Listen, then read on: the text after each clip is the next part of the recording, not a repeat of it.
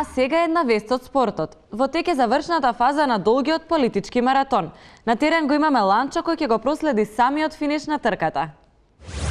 Започна и последната етапа од маратонот Македонија 2017 Open. На него своји представници испратија голем број на партии и издруженија.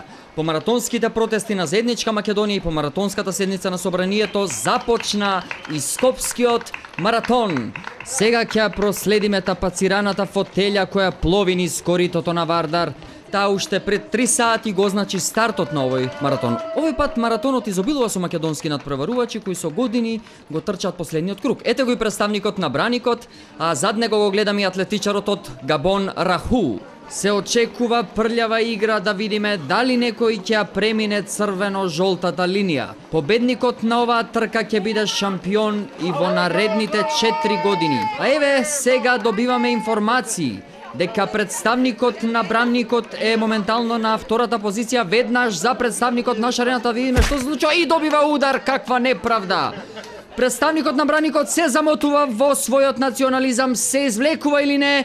Прашање сега стигнува до црвено-жолтата линија и да видиме. На сите ни е јасно и тука на улицата и таму во оваа зграда дека црвено-жолтата линија никој нема да ја помине.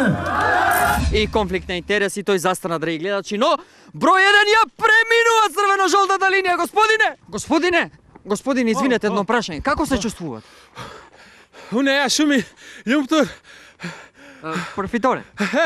Перфиторе. Да. Пршен дете, партеджите, Ви благодарам. Полимедели. Ви благодарам. Тоа беше се од овој денешен маратон. Студио?